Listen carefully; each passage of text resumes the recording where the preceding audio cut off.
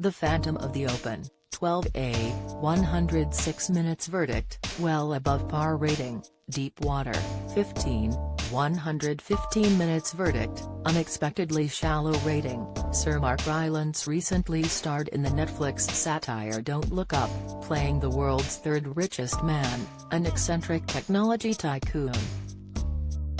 In the funny, heartwarming The Phantom of the Open, by delicious contrast, he plays an eccentric soon-to-be unemployed crane driver from Barrow-in-Furness. Many golf enthusiasts, especially those old enough to remember the 1970s, will be familiar with the name Maurice Flitcroft.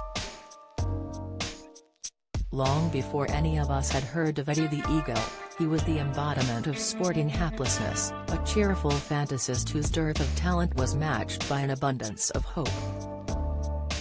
In 1976, masquerading as a professional golfer, Maurice took part in the final qualifying round of the 105th Open Championship, hacking his way round Formby Golf Club near my hometown of Southport in 121 shots.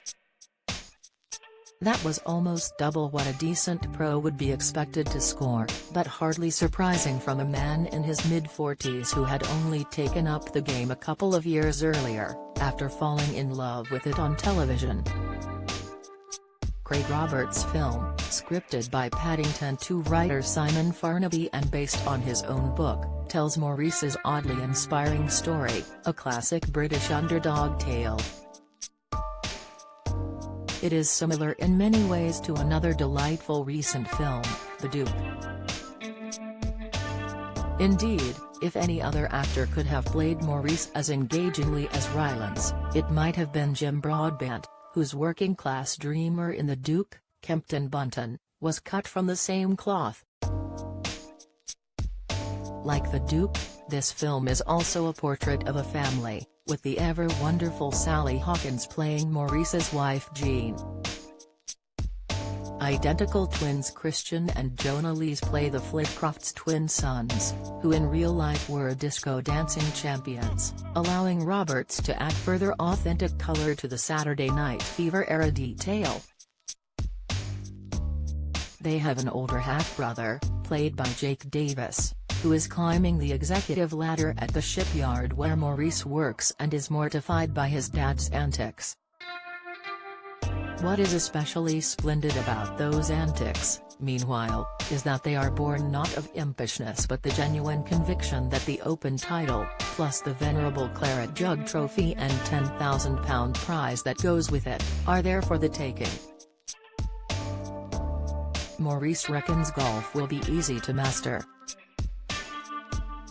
When the Open entry form asks him for his handicap, he is genuinely unsure whether to enter false teeth, lumbago and a touch of arthritis. In fact, he doesn't have an actual golf handicap because he isn't yet good enough. But usefully, professionals don't have handicaps either. So he simply says he's a pro and gets on with realizing his dream. The 121 rather wrecks that dream, but it brings him modest celebrity and a more guileful plan to continue entering Open qualifiers in disguise, using pseudonyms such as Arnold Palmtree. This brings him into direct confrontation with the game's senior administrator, the secretary of the Royal and Ancient Golf Club, Keith McKenzie, played by Rhys Ifans like an authority figure from a Carry On film, all growling pomposity, with an obsequious underling always in tow. This is unfair to McKenzie, whom I knew, and who was a man of wit and decency. Purists will wince at other misrepresentations. Curiously, and wrongly, the script refers to the Royal and Ancient Golf Society. But for every actual mistake or screech of dramatic license there are lots more things to savor, while golfing knowledge is no more necessary than a knowledge of ski jumping was to enjoy the 2015 film Eddie the Eagle. As it happens, though, I've been playing since I was 11. I was also twice inspired by dear old Maurice Flitcroft to masquerade as a pro at the Open, which I got away with in 1984 and 1999, a story for another day.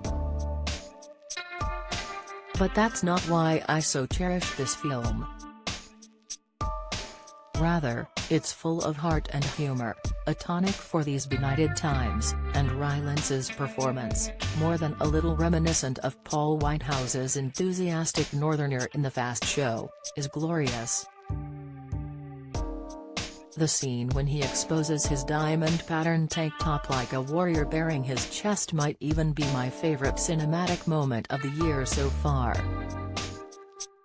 I was hoping for more pleasures from Deepwater, the first feature for 20 years from veteran British director Adrian Lyne. Billed as an erotic thriller, it stars Ben Affleck and the fast-rising Ana de Armas, and is based on a Patricia Highsmith novel. That's promising. Highsmith's books make terrific films: Strangers on a Train, The Talented Mr. Ripley, Carol, and Lynn, whose credits include Fatal Attraction, 1987, is a master of the genre. But this story about a flighty young wife with a stolid older husband, whose resentment of her many affairs may or may not turn him murderous, lacks suspense and, increasingly, credibility as it grunts and strains its way towards an overwrought ending. Both leads are fine, but they play such unlikable characters in a well-heeled community where everyone is equally shallow that you stop caring, long before the end, who did what to whom. The Phantom of the Open is in cinemas. Deepwater is on Amazon Prime Video.